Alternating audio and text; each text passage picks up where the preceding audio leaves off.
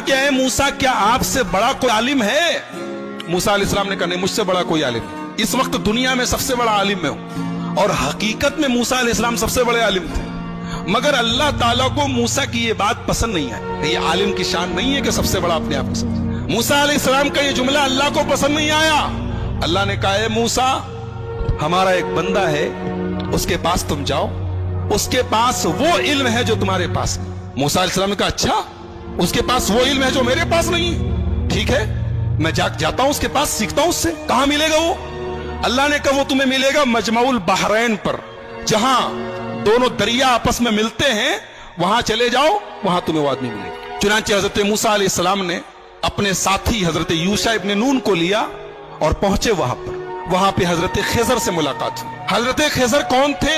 सही बात यह है कि ये अल्लाह के नबी थे और अल्लाह ताला ने उनको एक मखसूस इल्म दिया था कि जब कोई इंसिडेंट होता था, कोई वाकया होता था, तो उस वाकये के पीछे क्या होने वाला है, उसका अंजाम क्या होने वाला है, वो भी अल्लाह उनको बता देता था। तो जब हजरत मूसा पहुंचे उनके पास, तो बड़े अदब से कहा कि हजरत, मैं आपके पास आया हूं, आपसे कुछ सीखना चाहता हूं, क्या आप मुझे इजाजत देते हैं, मैं आपके साथ थोड़ा वक्त गुजार सकता हूं?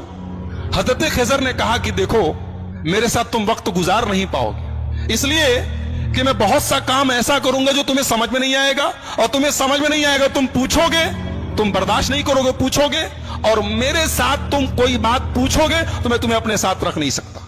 हजरत मूसा ने कहा घबराइए नहीं, मैं कुछ पूछूंगा नहीं आपसे, आप अपना काम कीजिए, मैं बस देखता रहूंगा चुपचाप। कहा ठीक है चलो। दोनों चले, दरिया में कश्ती जा रही थी, दोनों कश्ती पर बैठे। कश्ती पर जैसे बैठे, हजरत खिजर ने हथौड़ी निकाली और तख्ती का एक तख्ता तोड़ के निकालने लगे। हजरत मूसा ने कहा क्या कर रहे हैं आप? अरे कश्ती डूब जाएगी, सब मर जाएंगे, सबको डुबोना है क्या? कहा मैं बोला था कि तुम सब्र नहीं कर पाओगे, तुम बर्दाश्त नहीं कर पाओगे, बोलोगे जरूर। कहा कि अच्छा माफ कीजिए, मैं भूल गया था, अब कुछ नहीं पूछूंगा, अब आप जो करना हो कीजिए, मैं कुछ पूछूंगा नहीं। और आगे बढ़े, कश्ती से उतरे, एक गांव में पहुंचे। गांव में 15 साल का 16 साल का एक लड़का था, अच्छा खासा टहल रहा था। उसको हजरत खिजर ने पकड़ा, उसकी गर्दन घुमा दी, मर गया, वहीं पे मर गया।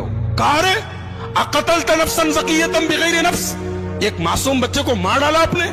क़ाला अलम अक़ुल लक इन्नक लन तस्ततिय मइय सब्रा, कहा कि मैं जानता तो तुम सब्र नहीं कर पाओगे मेरे साथ, तुम बर्दाश्त नहीं कर पाओगे। कहा अच्छा माफ कीजिए, अब आखिरी चांस दे दीजिए, अब अगर मैं कुछ पूछूंगा आप मुझे छोड़ दीजिए, आप अपने रास्ते में अपने रास्ते। कहा ठीक है। आगे पहुंचे, एक गांव में गए, एक बस्ती में गए, दोनों भूखे प्यासे थे।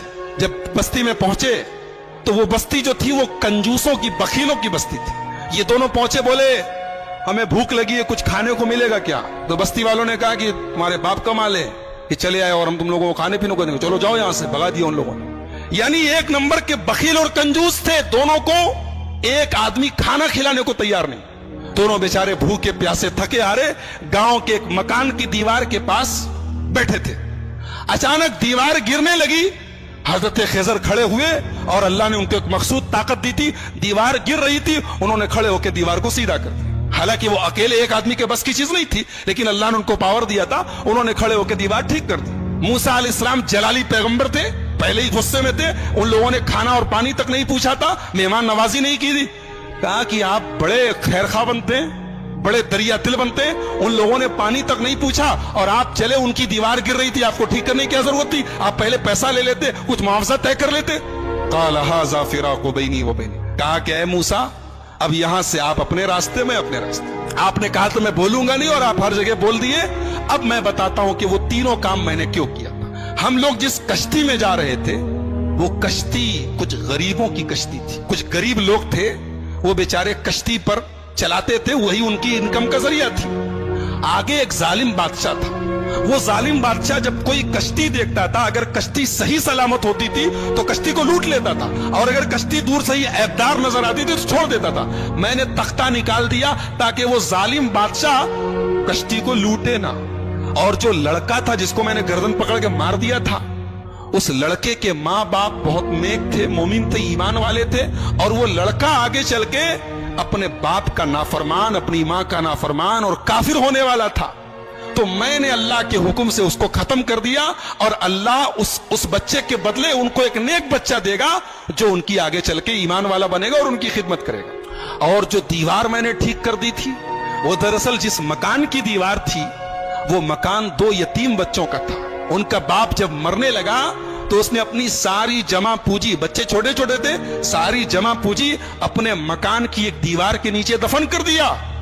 और वो बच्चे बेचारे अभी छोटे छोटे थे, यतीम बच्चे थे। अगर दीवार गिर जाती तो वो बस्ती जो थी, गांव वाले 1 नंबर के हरीस और लालची और बखील लोग थे, हमें एक गिलास पानी तक नहीं पूछा, वो दीवार के नीचे का सारा खजाना लूट लेते और वो बेचारे यतीम बच्चों का हक मारा जाता। तो अल्लाह के हुक्म से मैंने दीवार को ठीक कर दिया ताकि जब बच्चे बड़े हो जाएं तो फिर अल्लाह ताला उनके बाप का खजाना उन्हें पहुंचा दे। और अल्लाह ने ऐसा क्यों किया? इसलिए कि उन दोनों बच्चों का जो बाप था वो बहुत नेक था। नेक बाप की औलाद परेशानी में पड़े ये अल्लाह ताला ने पसंद नहीं किया। अगर बाप नेक है तो औलाद की अल्लाह मदद करता है। एक नुक्ता यह मिला कि अगर आदमी नेक हो तो उसके मरने के बाद भी उसकी औलाद को फायदा पहुंचता है। ये इस आयत से पता चला। बहरहाल ये हजरत खिज़र का वाकया था, हजरत मूसा का वाकया। कुरान करीम के 15वें पारे के लास्ट में और 16वें के शुरू में यह वाकया बयान किया गया। मूसा अलैहिस्सलाम की जो कौम थी, अल्लाह ने बहुत इनाम उनके ऊपर किया। इनके ऊपर आसमान से खाना उतरता था, इनको भूख लगती थी, खाना उतरता, मन्नो सलवा। पानी की जरूरत पड़ी, मूसा अलैहिस्सलाम ने लाठी को जमीन पे मारा, जमीन से चश्मा बहने लगा। इनको धूप बहुत तेज लगी, आसमान में बादल का साया आ गया। लेकिन जितनी अल्लाह ने इनको सहूलत दी, आराम दिया, उतनी ही ये कौम नाफरमान हो गई। जब फलस्तीन करीब आ गया तो मूसा अलैहिस्सलाम ने अपने साथियों से कहा, बनी इसराइल से, कि चलो हम फलस्तीन में चलें और वहां पे एक जालिम लोगों की हुकूमत है, अमालेका की हुकूमत है, हम उनसे जिहाद करें, उनसे लड़ें। तो मूसा अलैहिस्सलाम के साथियों ने कहा, अरे वो लोग बहुत पावरफुल लोग हैं, हम लोग उनसे लड़ नहीं सकते, उनसे लड़ने की ताकत हमारे अंदर नहीं है, आप जाइए, आपका रब जाए। इज़हब अंत व रब्बुका फकातिला, ऐ मूसा तुम जाओ, तुम्हारा रब जाए और दोनों जाके लड़ाई करो, हम लड़ने वाले नहीं।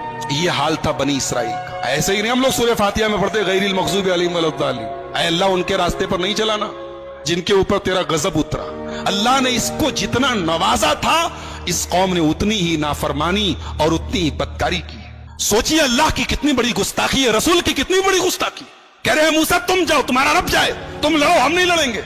और दूसरी तरफ हमारे प्यारे नबी जनाब मुहम्मदुर रसूलुल्लाह सल्लल्लाहु अलैहि वसल्लम जब ग़ज़वा बद्र के मौके पर अपने सहाबा से मशवरा करते हैं, अपने सहाबा से मशवरा करते हैं और अपने अंसारी सहाबा से पूछते हैं कि तुम लोग क्या करोगे?